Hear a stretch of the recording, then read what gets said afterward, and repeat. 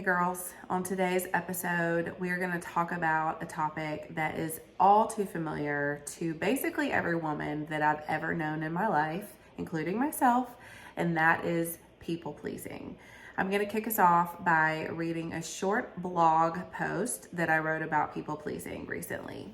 People pleasing is a thief of joy and an unattainable goal because we will never be able to please all people at all times.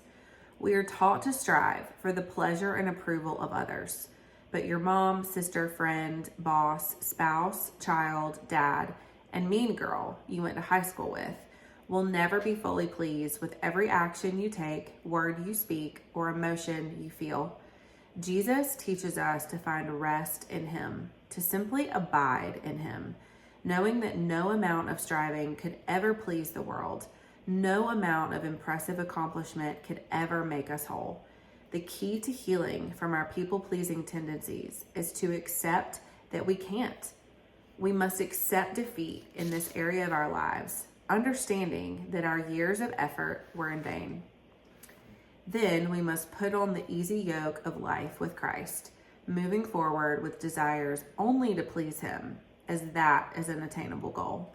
I don't know about y'all, but I find it very comforting that I don't have to please God. In fact, I can't please God with my own striving, with my own performance. There are no metrics or accomplishments that I can attain that will make Him love me more. And there is no amount of weakness or failure that will make Him love me less. And that's a huge weight lifted off my shoulders, because as women, we are put under so much pressure, especially in the culture that we are in right now, to do it all. We're supposed to be the best mamas. We're supposed to be completely present with our kids at all times, but we're also supposed to excel in careers, right? We're supposed to climb the corporate ladder or have the most successful business or the most successful side hustle, and be present with our kids at the same time. If anyone's figured out how to do that, please let me know, because I have yet to figure out how to be in two places at the same time. We're supposed to be incredible wives and friends and daughters and siblings and just excel in every single role that we play. And there is no emphasis on rest. There's absolutely no focus on rest, especially in Western culture. It is 100 miles an hour, full speed ahead, never slow down, never stop, never press pause. And God invites us to just simply be, just to be with Him, to be still, to rest, to just abide in Him, to find fulfillment in our ability to rest with Him. How gorgeous is that? How beautiful of a concept is that? That's so opposite from what we're taught every single day by the culture around us. That's so countercultural, actually, to just focus on being still. Gosh, that sounds lovely to me. There are so many times I think about, like, what would I do if I just had one day to do anything I wanted to do and money was no object and I had no responsibilities? I know quite a big portion of that day would just consist of resting. So what a gift it is that our Father, our Creator, invites us to rest in and with Him all the time. Another one of my favorite things about being in relationship with God is that He sees me fully. I can come as I am. I don't have to put on airs. I don't have to put on makeup. I don't even have to take a shower. I don't have to put on a bra. I don't have to do anything. I just can be fully and completely myself, because that's the way in which He loves me.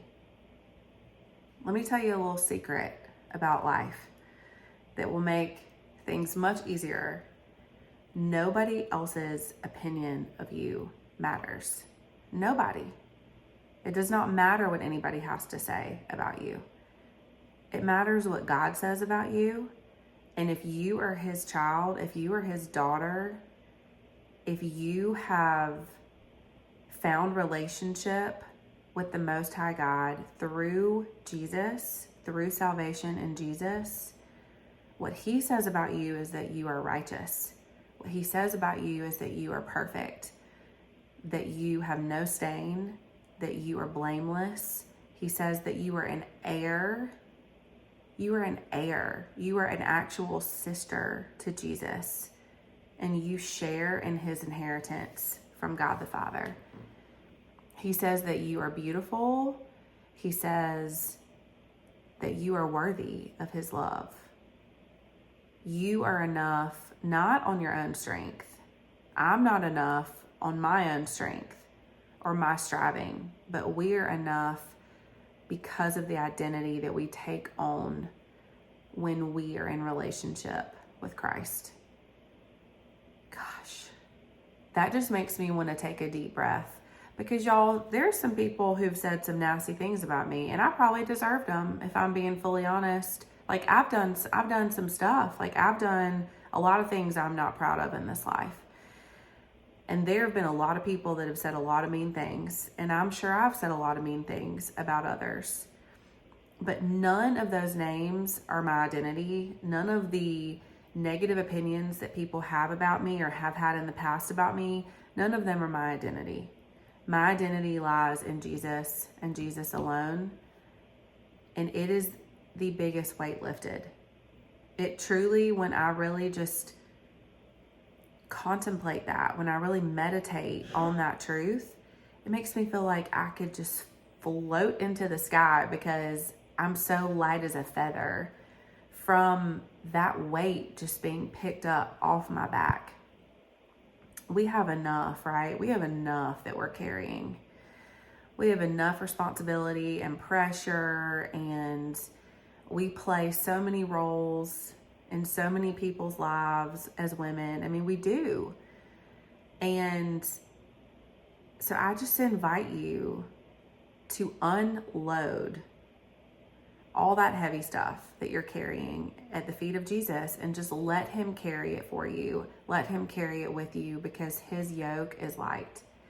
Let's talk about what a yoke is really quick, because that might be something that not everyone's familiar with that term.